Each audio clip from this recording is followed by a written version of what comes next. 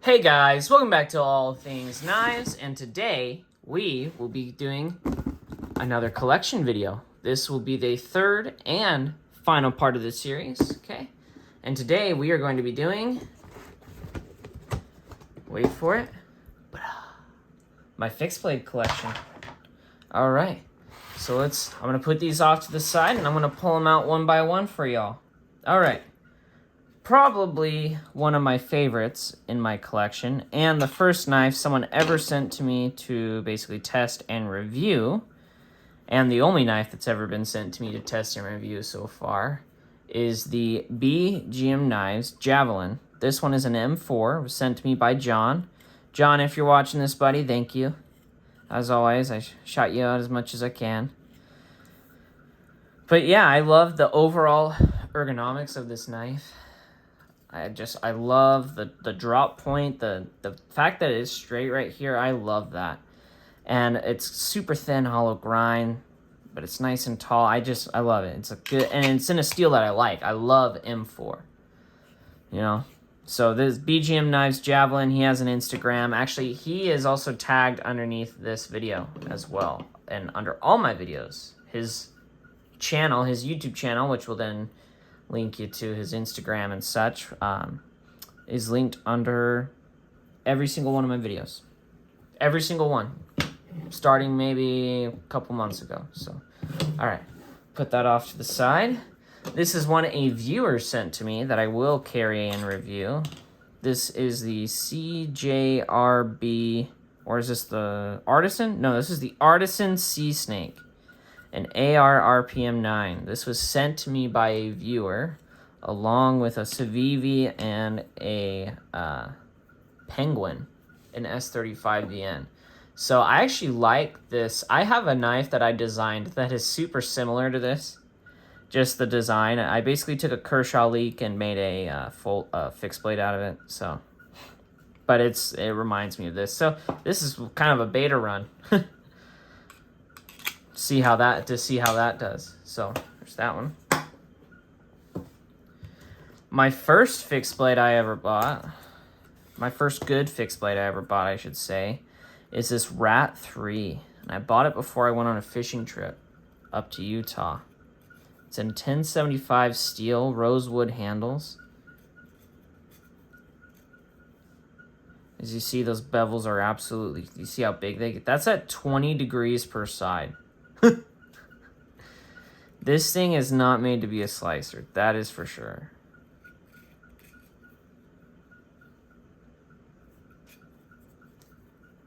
I just love the overall design of this knife. And I love the sheaths. The sheaths are awesome. Nice knife. When you sit down, it tilts out of the way. Super awesome. These will be two of the same knife, right? So this is my Mule Team and Magnet Cut. I believe this is the one Gerald tested.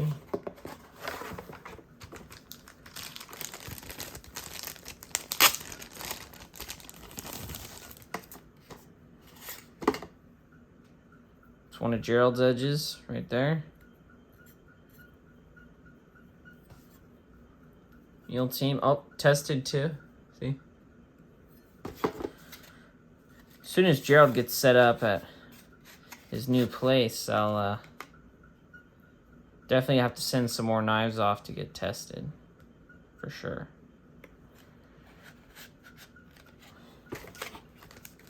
All right, put this one back.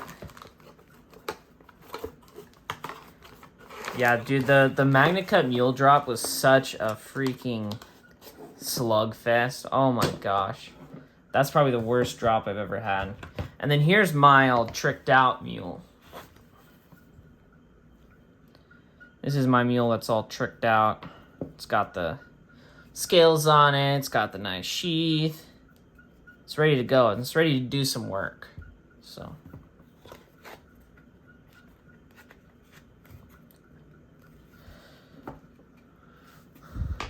Up and over there. Here's the second fixed blade I ever bought. Issy Knives Izula 2, 1095. Love this. This is a sweet little fixed blade that, I mean, this is a good concealed carry fixed blade, but this is just a good secondary blade even. Put this on your pack, clip it on your belt or your waistband somewhere, and you got like this. I've batoned with this guy too. This little knife will put in some work. So this would be a good truck knife or anything like that to have if you don't, or a car knife. You know, you could just stow it in your car, and if something bad happened, you got a sweet little fixed blade to, you know, in case you got lost or anything like that.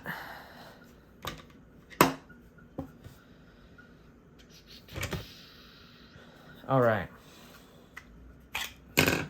Here is my knife that I designed and partially created, and then was Northern Knife Works helped me out to make it. This is I call this my Scout Carry drop point. Okay. It is a drop point in 4V, full flat grind, starting at some very nice and thick blade stock. This is meant to be a knife that can kind of just take it all, do it all, be it all. You know, it's not too small, not too thick. It kind of tapers near the front, so you can choke up and really push into cuts. If you want, you can do push cuts with it, or you can reverse, and you can actually reverse grip it rather well. So it's also very good for these kind of cuts. So I wanted it to be a knife that you could grip like this and it'd be very comfortable.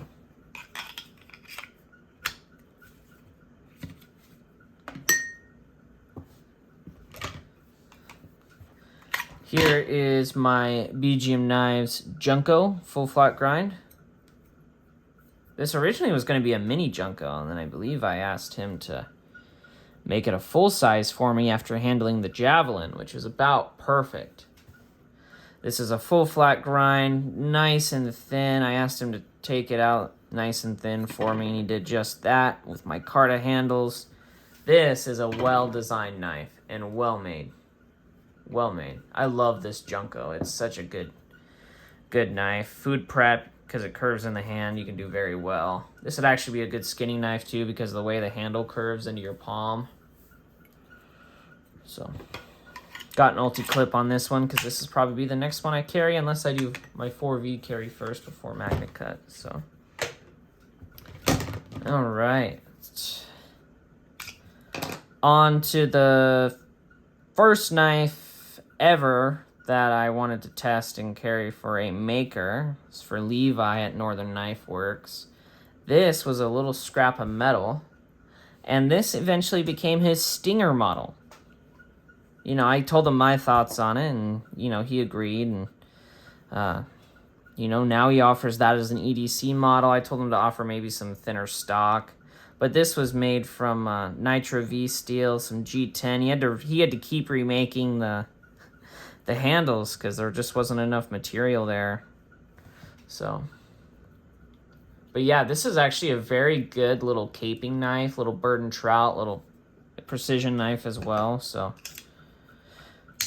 did a very well job. Levi did a good job with that one. His newer ones are even more refined and even better. So, here is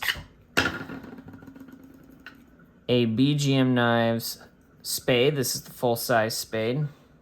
Look how beefy that is. In Magna Cut. This is the one that was like 61.5 to 62.5. See how it does. I used it on a pumpkin. You guys saw me with a video of me doing this and a pumpkin. So, super robust, by the way. Holy cow, this knife is a beater for sure. Yeah, this is a knife I would beat up on. This is probably a knife I'd baton with, too. Although, pretty thin hollow grind, but just to test out the Magna Cut, man. This thing's awesome. It's a beast. I'm going to do a carry and see how it does versus the Junko I have, because the Junko's the new heat treat. And then lastly, my last fixed blade I have is my Creeley Knives Mako that took for freaking ever to arrive. Yeah, it took forever to arrive, but I love it. It's such a good Such a good little blade. I love this. So slicey, and it just feels good. You know, it's like a mako shark. It's a good knife. I love it. It's thin. Have yet to carry it, though, like all day, but I use it for a lot of food prep. I just hated how long I had to wait to get one.